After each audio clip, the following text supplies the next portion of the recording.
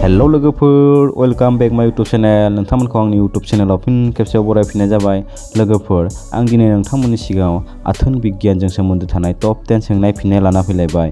बे सोंनायनि फिननायखौ जुदि नोंथांमोना हायोब्ला कमेन्ट खालामना खिन्थाब्लानो जाबाय आरो जायफोरा कमेन्ट खालामनानै सिगांग्रो खोन्थानो हायो बिथांमोननि मुंखौ आं नेक्स्ट भिडिअ मख'नाय जागोन। बे भिडिअआव सोंनाय जागोन आथोन गेलेनायजों देहानि मा मुलाम्फा जायो आरो माबादि सिख्लानि थाफ्लिया उनखै गिदिर जायो, बेफोरनि सोमोन्दै नोंथांमोननो फारियै सोंलांनाय जागोन। जुदि नोंथांमोना हायोब्ला कमेन्ट खालामना खिन्थाब्लानो जाबाय आरो भिडिअखौ मोजां मोनदोंब्ला लाइक खालामनो दाबाव आरो मिथियै सुबुंनो लोगोफोरनो शेयार खालामनो दाबाव।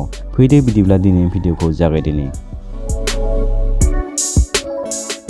कुइसन नाम्बार 1 आव दं, मा जायोब्ला आथोननि रोसिया थाबनो बारायो?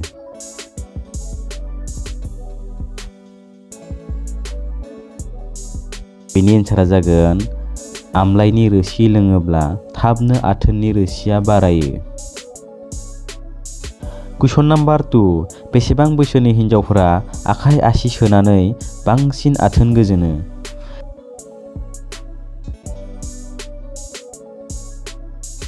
बेनि एन्सारा जागोन 16 आरो 18 बोसोर बैसोनि हिनजावफोरा गावनि आसि सोना बांसिन गोजोननाय लायो। कुइसन नाम्बार 3, मा समाव हिनजावफोरा माब्लाबाबो आथोन गेलेनो राजि जाया?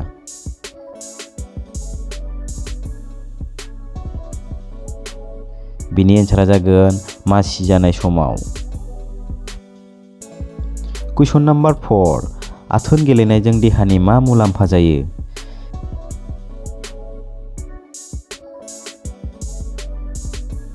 बेनि एन्सारा जागोन देहाया जेब्लायबो थाजिम थायो, गोसोनि साननाय टेनसना खमायो।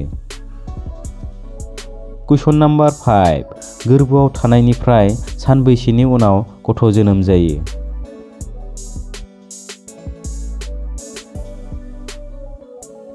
बेनि एन्सारा जागोन 290 एबा 285 साननि गेजेराव जायो।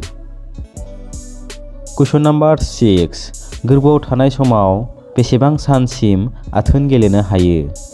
जुदि नोंथांमोना कुइसननि एन्सारखौ हायोब्ला कमेन्ट खालामना खिन्थाब्लानो जाबाय। बेनि एन्सारा जागोन जेब्लासिम बिसिया गोसो जायो अब्लासिम 6-7 माससिम आथोन गेलेनो हायो, नाथाय बांद्राय गोसा खालामोब्ला दुखु मोननो हागौ। कुइसन नाम्बार 7, हिनजावफोरा हराव खनबेसे आथोन गेलेनो गोसो जायो?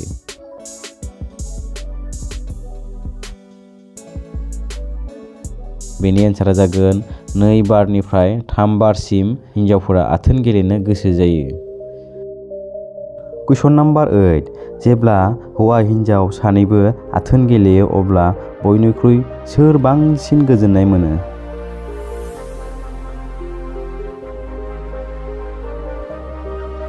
बेनि एन्सारा जागोन हिनजावा बांसिन गोजोननाय मोनो। कुइसन नाम्बार 9, माबादि हिनजावफोरा आथोन गेलेना जेब्लायबो मेंनो रोङा?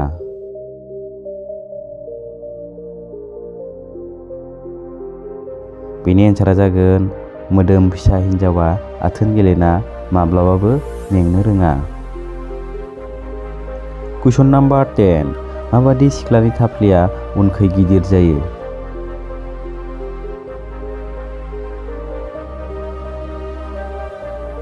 बेनि एन्सारा जागोन जाय आखाइजों खालामना गोजोना बिसोरनि थाफ्लिया गिदिर जायो।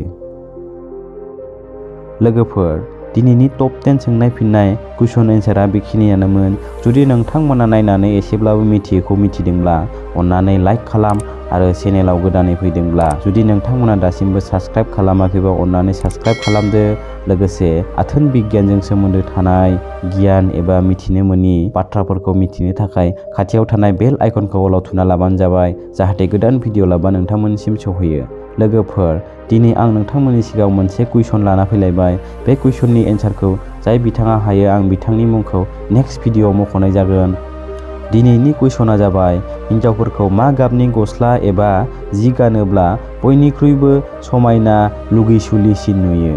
जुदि नोंथांमोना हायोब्ला कमेन्ट खालामना खिन्थाब्लानो जाबाय। दिनैनि भिडिअखौ बेखिनियावनो दोनथ'नाय जाबाय आरो नेक्स्ट भिडिअ लाना फिन लोगो मोनफिनगोन। बाय बाय।